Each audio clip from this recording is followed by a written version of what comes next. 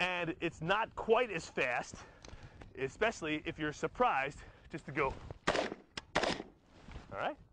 Now, again, I'm not going to say that using your front sight only is more accurate than using both sights. If I had my choice, I would always walk around with the gun, again, finger pointed, in this position, gun up, line of sight. Boom. There it is. Okay? I would always prefer to do that. But in the real world, that's not going to happen. Okay? We know that you don't know when the bad thing is going to happen. You don't know what is around the next corner. So by walking here, keeping the gun, keeping your head erect, uh-oh, boom. Now, I've effectively, guns unloaded, effectively brought the sight into my line of sight. Boom.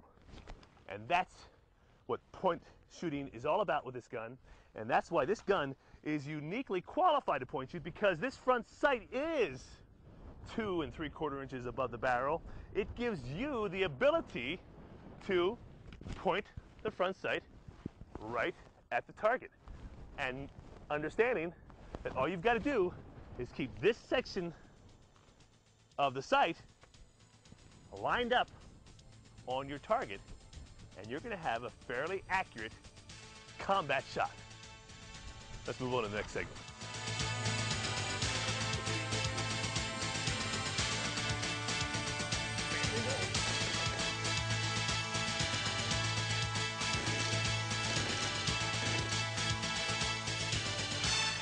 Okay, let's talk about shooting positions for CQC. Understand that a prone position, a seated position, a kneeling position is probably not going to be, well, not necessarily effective, but not possible based upon the true definition of CQC. CQC, close quarter combat. At this distance, I don't want to go prone. I don't want to kneel. I have no choice. I have no time to do those things.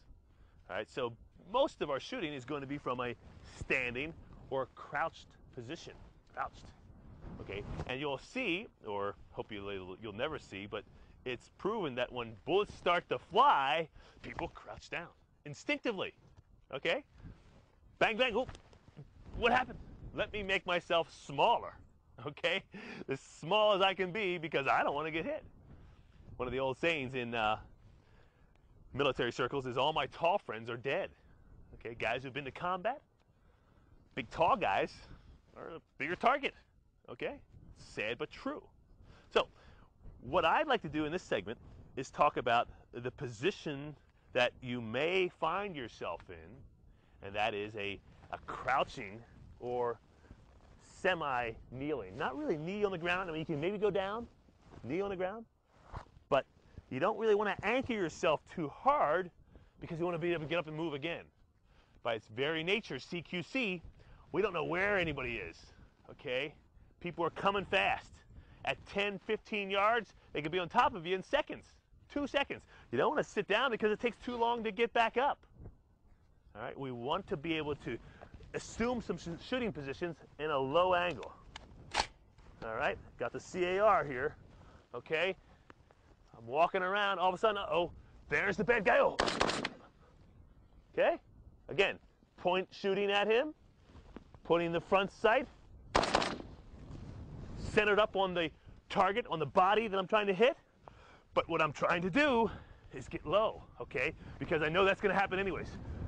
Bad thing, go. Okay? There's how you're going to find yourself in a real scenario. So you might as well take the time now to practice it, because you know, as soon as something bad happens, bad guy shoots, you're going to get low. And you're going to start pointing instinctively and shooting. Now, okay, again, all my shooting friends out there are going to say, well, you know, it's much more accurate to use the front sight and rear sight, and gosh darn it, it is. Okay? But I don't feel that if someone's shooting at me, I'm going to have the time with this rifle to bring the sight up. Okay? I may, Just doing the sweet spot theory, keeping in mind that my line of sight, I want to line up, okay? But then again, I also feel that I want to have at least a good chance to point, okay?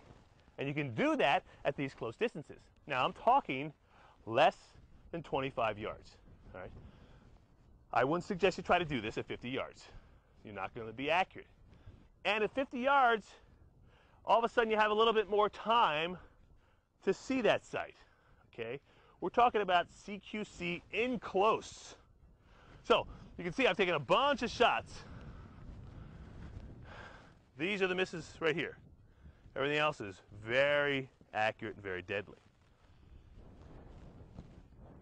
The idea with this whole drill, this movement and now position drill, is that you've got to start to practice what will actually occur in the field.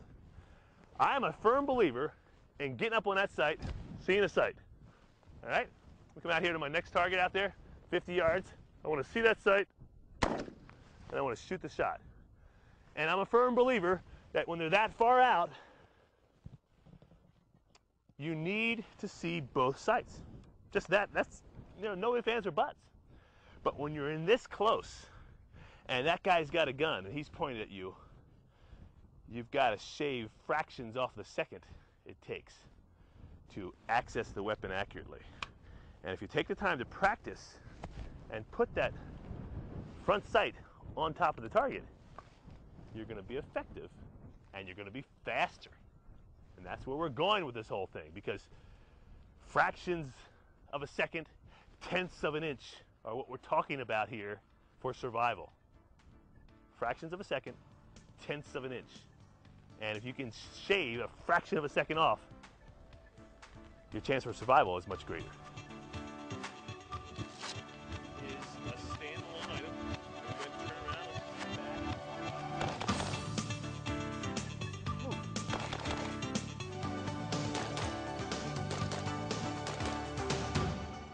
I want to take this time now to demonstrate to you this chalker sling.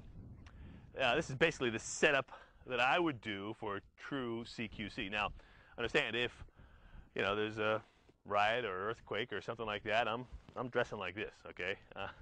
I've got the Glock in the thigh holster. I'll probably put another Glock here, the backup right here.